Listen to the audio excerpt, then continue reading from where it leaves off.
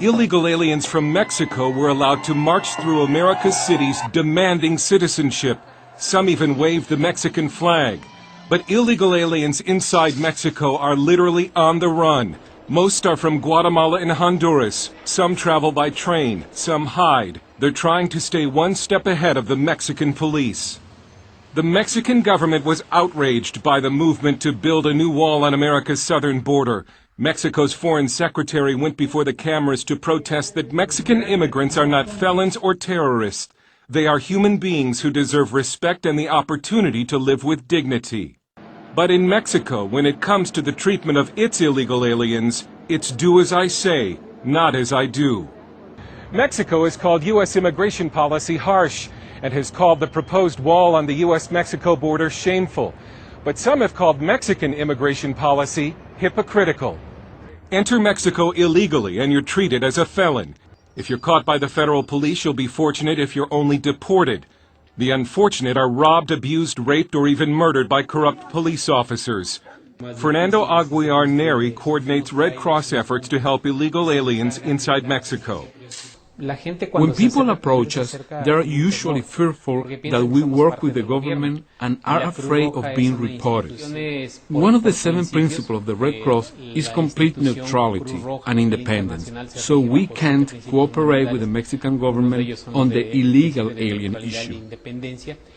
Neri says most illegals moving through Mexico try to avoid the cities. The Catholic Church also shields illegal aliens from the Mexican government. We found 2 shelters for illegals in Mexico City, but we were not allowed inside. Most of the Central Americans in these shelters are on their way to the United States. They'll be fortunate if they arrive unharmed. This immigrant from El Salvador said, if you're carrying any money, the police take the money and then say, get out of here.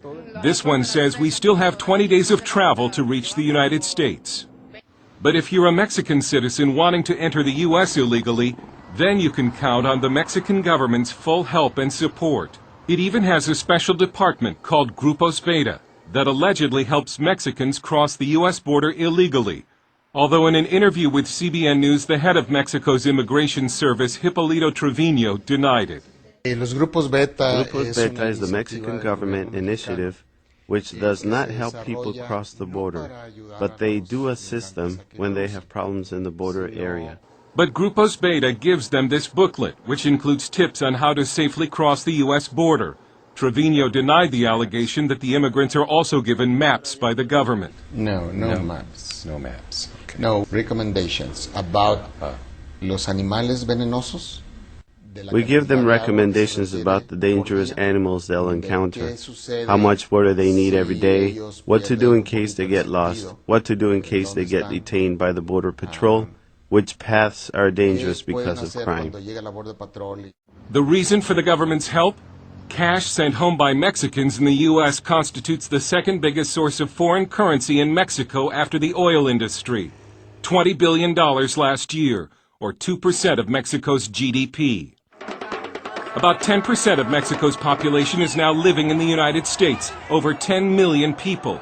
And how many illegal aliens in its own country has Mexico legalized in the past 5 years? Just 15,000. The Mexican government may think that plans to tighten up the U.S. border are offensive, but critics are saying far worse things about Mexico's immigration policy.